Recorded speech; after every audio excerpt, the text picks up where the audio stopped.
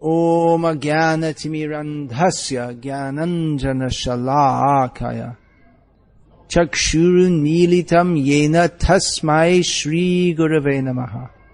The principle of Guru Shishya Parampara is very important, essential. Thus it was emphasized very much by Srila Prabhupada. It's a very simple principle that we are in the world of illusion. To come out of this, we require knowledge of the truth, of reality. That knowledge is given by the truth, who is Krishna. So Krishna gives knowledge about himself to a trusted representative.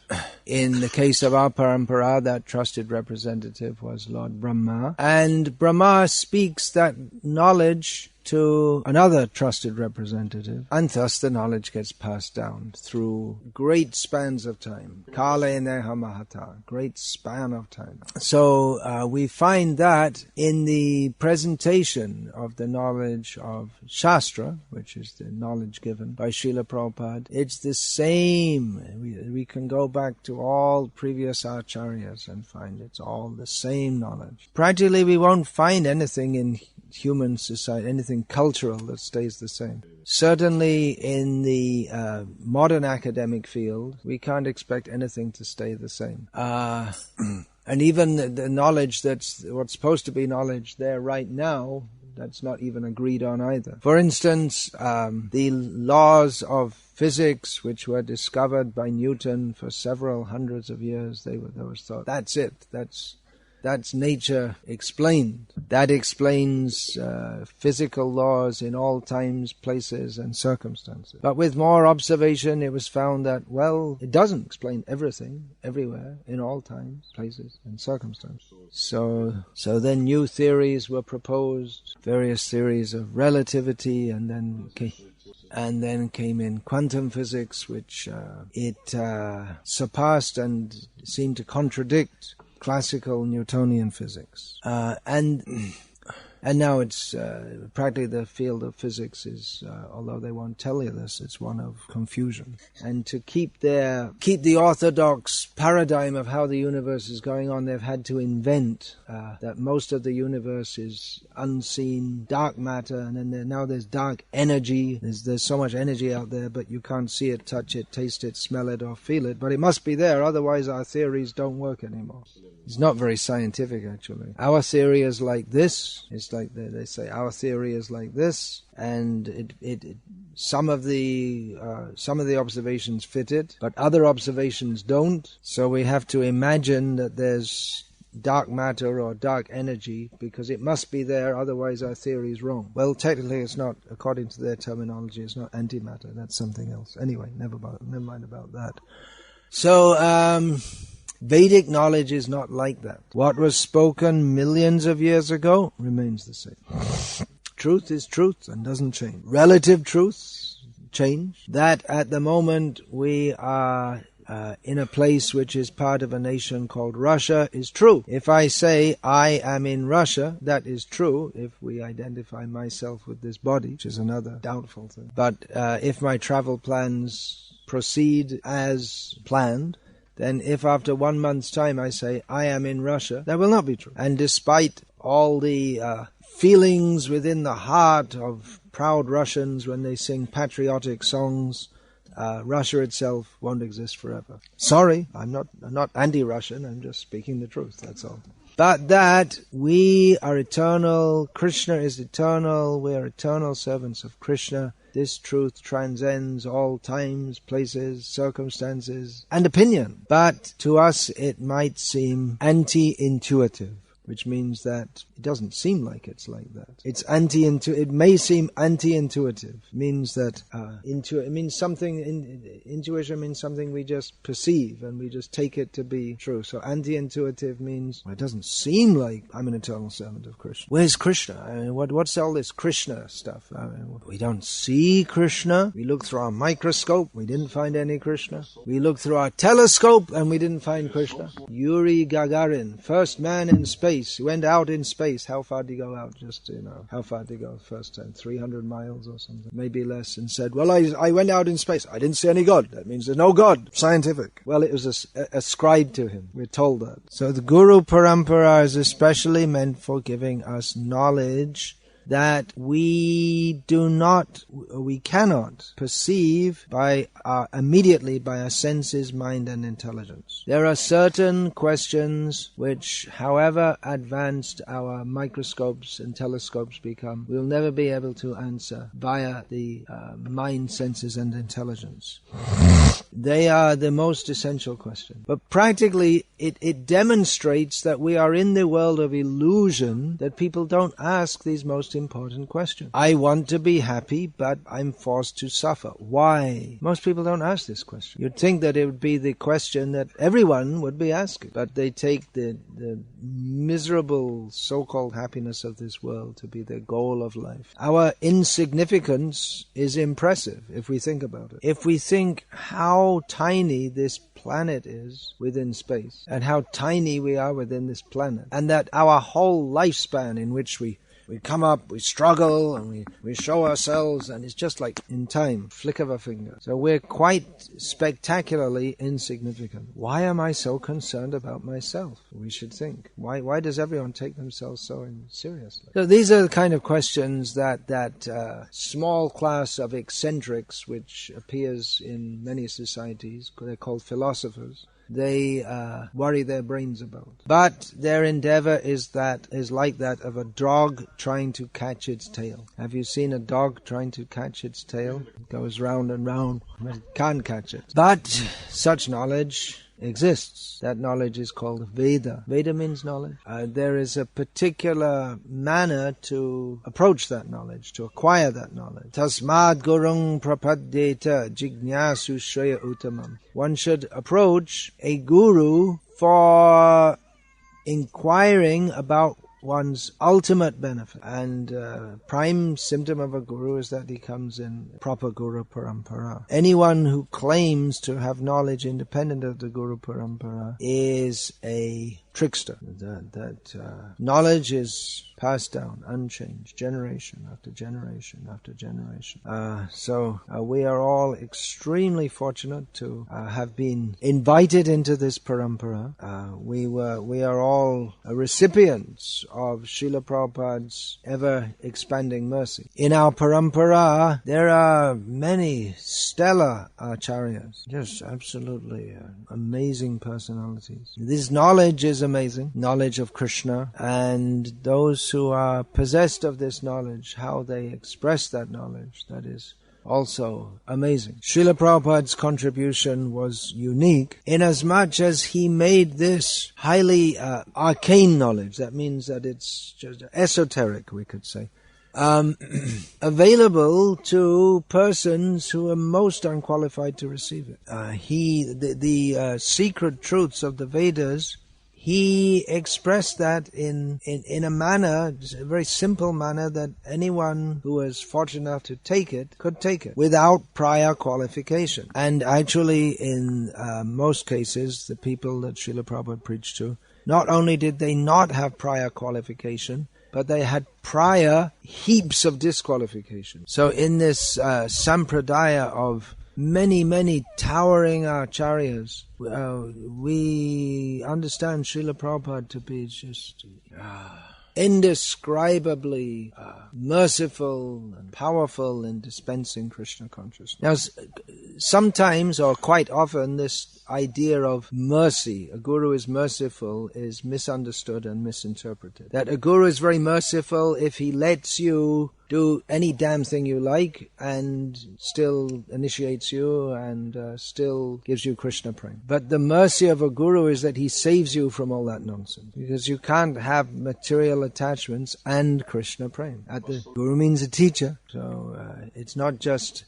This is the sahajya idea. You just touch someone or look at them and all of a sudden they get an electric shock and then that's it. They're zapped forever. That is the mercy of Srila Prabhupada, that he patiently instructed disqualified people in the process of devotional service. Chaitanya Mahaprabhu is known as Mahavadanya Avatar, the most munificent descent of the Supreme Personality of God. Namo Mahavadanyaya Krishna Prema Pradayate Krishnaya Krishna Chaitanya Namne Gaura Tvashe Namaha. Rupa Goswami, along with his brother Anupam, when they met Chaitanya Mahaprabhu at Prayag, they prayed to him in this way. They offer obeisance to Krishna, who is descended, is now known as Krishna Chaitanya. He is the most munificent because he gives Krishna prem. He is Krishna, but his bodily luster is golden. So how does Chaitanya Mahaprabhu give that prem? Well, the general process is that he gives it through the process of Vaidhi Bhakti. Means that there are rules to be followed. Chaitanya Mahaprabhu spent several days, 10 days instructing Rupa Goswami, 1 month instructing Sanatana Goswami. And to both of them, he specifically instructed about the rules of devotional service. And of course, he also instructed about the very highest levels of devotional service. But for beginners, the rules are needed. He instructed them, they wrote these instructions in books, and in the bona fide Parampara from Chaitanya Mahaprabhu, we are known as Rupanuga, which means followers of Rupa Goswami. So all the acharyas in Parampara from Rupa, they taught as he taught. Bhaktivinoda Thakur was also a great acharya in this Rupanuga Parampara. And he wrote several songs and several writings about the very highest levels of devotional service. He also gave many instructions for devotees in the beginning stages of devotional service. I'll quote from his writings now, one quote. Shri Krishna Chaitanya Prabhu Jibe Daya Kari Swadhiya Shaparshada Shia Dharma Shaha Avatari. Shri Krishna Chaitanya, being very merciful to the jivas, descended into this world along with his associates and his holy dham, Navadvip dham. Atantar durlabha prema koribare dan shikai sharanagati bhakatera pran. For the sake of giving prem, love of Krishna, which is extremely rare, that's half a sentence, he taught the process of sharanagati, which is the very life of the devotees. So sharanagati means to take shelter of Krishna, the process of taking shelter of Krishna, which is in 6 divisions. Anukulyasya sankalpa pratikulyasya varjanam rakshishati vishvaso goptritve varnang tata atmanakshepa karpanye Sharavidha Sharanagati. The first is to do only activities which are favorable for the execution of devotional service, and to eschew activities that are contradictory to devotional service. To have great faith that Krishna will protect me. To have great faith that Krishna will maintain me. Atmanikshepa gives the same sense as offering oneself to Krishna, but it's more intense. It's throwing oneself at Krishna. And karpanya means a sense of worthlessness, feeling oneself to be very low and fallen and miserable. Humility. In this context, sometimes Bhaktivinoda Thakur himself uses the synonym dainya, to think oneself very lowly and fallen. So this understanding of what it means to be a devotee comes in Parampara. Generation after generation, nothing is changed. Well, it's not that everything is totally stereotyped.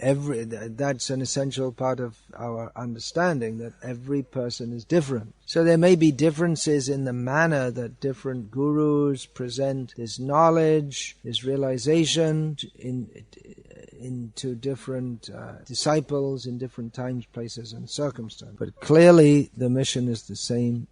It doesn't change. And in this way, the parampara continues generation after generation. On this condition that in each generation, at least one disciple takes the knowledge and presents it to the next generation without changing it. If someone changes it, then the parampara is broken. As Krishna mentions in this verse which we just read, Evam parampara praptamimam rajashayo vidhuhu. This parampara went on for many generations through saintly kings, but eventually in the long course of time it became spoiled.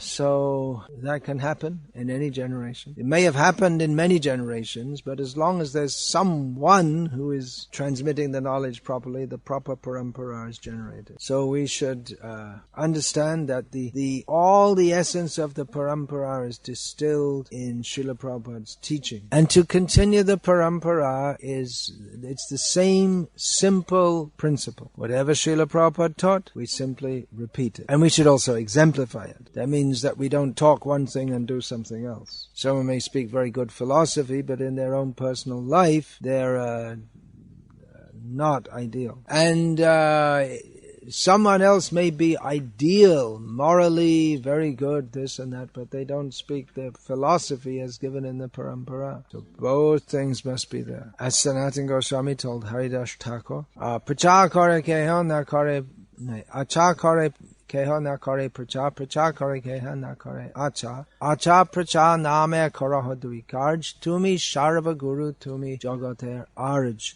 Sanatana Goswami told Haridas that some people, they behave very well in devotional service, but they don't preach it. Some people preach it, but they don't themselves follow it. But you do both. Your behavior in devotional service, your preaching, all in relationship to the holy name, are all perfect. Therefore, you are Jagat Guru. You are fit to be the Guru of the whole world. And you are the greatest person in the world. So both things must be there. The principle is very simple, but practically we see the execution of it can seem to be troublesome. Because as conditioned souls, we have this very strong tendency to avoid Krishna. And we tend to, even if we get the pure knowledge of Krishna, we tend to distort it. Even in the matter of understanding a guru, even though that is given in Shastra, we tend to distort that. Shastra states clearly what are the basic qualifications of a guru. Shabde parecha nishnatam brahmanya pashama ashrayam. Bona fide guru is one who is immersed in the teachings of Shastra, especially the transcendental teachings of Shastra, and who himself has taken full shelter of the supreme truth via the parampara system. So we approach a guru not principally because they smile nicely, not principally because they sing nicely, not principally because they have many, many thousands of followers, not principally because they patted my baby on the head, but principally, the central principle that they follow the Guru Parampara, they represent the same knowledge that Krishna gave to Brahma. They represent, they give it to us, nothing else. So in this Krishna conscious movement, we are all followers of His Divine Grace Srila Prabhupada. We should all study His teachings very carefully. A guru in ISKCON at the present time clearly means simply follow Srila Prabhupada. They should speak the same philosophy. It's not that one has to be a clone. Clone means you're just exactly, you know what it means. It's not that you have to try to imitate his voice or imitate his irregular use of English, but one should understand the message that he insistently and consistently gave and repeat that and represent it to others also by our own following of that. So it's a very simple principle to understand and to follow. And if we simply follow that, then Shreya Uttamam, we attain the highest benefit. Now, Srila Prabhupada, he composed his books, which were meant not only for his direct disciples, but for all subsequent generations of devotees, as long as this parampara continues. So let us take advantage of the knowledge that Srila Prabhupada has kindly, very painstakingly presented in his books. Now we may say, well, okay, I can read the books, then what do I need a guru for? Well, the guru teaches us by his personal example how to exemplify how to repeat, how to imbibe the knowledge presented in the book, and by his personal example show us what it means to follow. And again, not everyone's going to be the same. It's not a stereotype following Srila Prabhupada. But at the same time, there are very clear characteristics of those who are following Srila Prabhupada. Not just Srila Prabhupada. Shastra is limiting. Yeah, limiting. It limits what it gives us rules that we have to follow. If we think that, well, humans should just have as much liberty to do whatever they like, then that theory does not fit with the teachings of Shastra. Shastra means gives discipline. Without that, we're just animals, wild animals, which have no discipline. So these are some essential principles to be understood. I'm sure you've heard them all before. I certainly hope you've heard them all before. So let us understand this principle and live by it, and by the simple determination or decision to follow the Parampara, we get on the right track for going back home, back to God. But if we fail to follow that, then we are vagabond. We have unknown destination. All right, Hare Krishna. Any question about this in particular?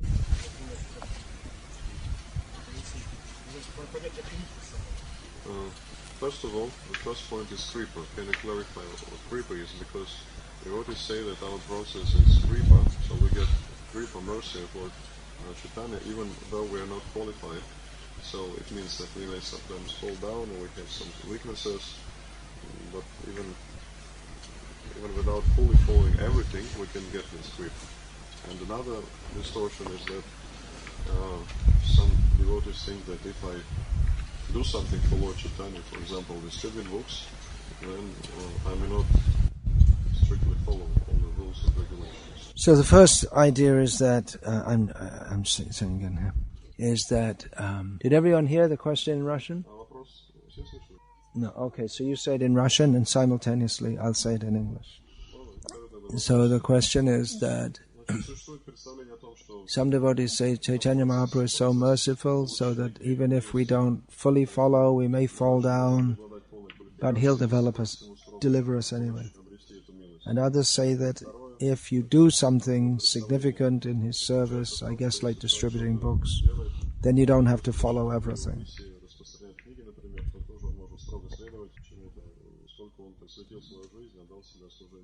Both of these propositions are possibly true. But if we take it for granted, or if we take it for granted, then we lose that mercy. If Chaitanya Mahaprabhu, he sees someone is very seriously trying to perform devotional service, but slips, and Chaitanya Mahaprabhu will pick him up. He may slip again, and then if he's sincerely trying, then Chaitanya Mahaprabhu will pick him up. But if he thinks, oh, I fall down, Chaitanya Mahaprabhu picks me up. Okay, I'll fall down. It doesn't matter. Chaitanya Mahaprabhu will pick me up. Chaitanya Mahaprabhu picked him up because he was sincere to follow. If we take the mercy for granted, then we lose it. And if we preach that, well, you don't have to follow all these things. Chaitanya Mahaprabhu gave it to us, but he gave us all these rules to follow, but he didn't really mean it.